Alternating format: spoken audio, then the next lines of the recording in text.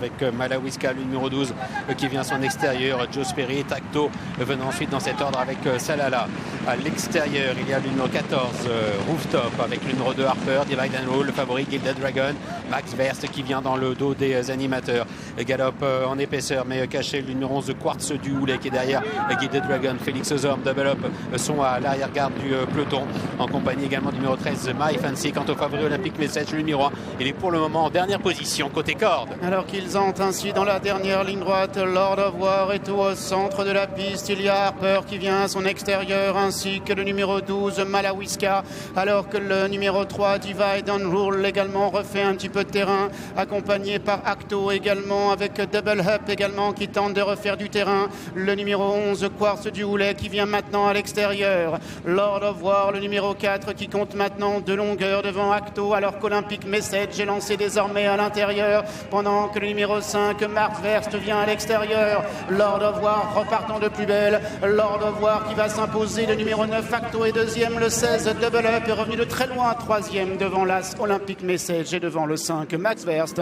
Ce qui donne en chiffres le 4, le 9, le 16, l'As et le 5. Lord of War, le numéro 4, sous la selle de Christophe Soumillon, de bout en bout. Le 9, Acto, est deuxième. Un futur vainqueur de Quintet se classe troisième, le numéro 16, Double Up. L'As Olympic Message est quatrième. Joli tir groupé d'ailleurs des pensionnaires de Nicolas Perret, premier quatrième. La bonne combinaison du Quintet Plus, Stéphane, est complétée par Max Verst, le numéro 5, qui se classe 5e. 4, 9, 16, As et 5. Lord of War de bout en bout. Et pas de problème de terrain.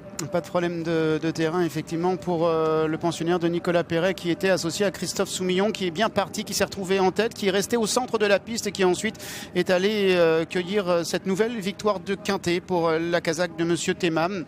On voit également Acto qui se comporte bien, et puis donc ce 3 ans, un Double Up qui courait son premier Quintet, son premier handicap et uniquement sa 4e course. Il va terminer en avançant et terminer 3e.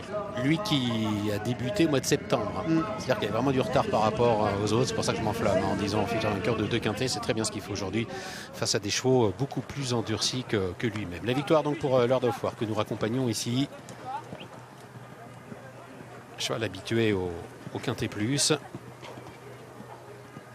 Ouais, en revanche, c'est son deuxième Quintet. Pardon, deuxième Quintet, tout à fait. Je suis un peu déçu par Joe Spirit, le numéro 10, parce qu'elle avait pas mal d'atouts pour elle et elle a été battue assez vite. Elle était passée de 16 à 7,80 €, comme quoi ça ne fonctionne pas toujours. Non, ce serait trop simple. Ouais.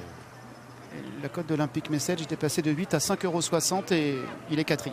Oui, il termine bien encore une fois. Alors, de façon peut-être un peu moins tranchante que dans le Quintet référence qui avait été enlevé par Narquez, mais la fin de course d'Olympic Message est encore une fois bonne.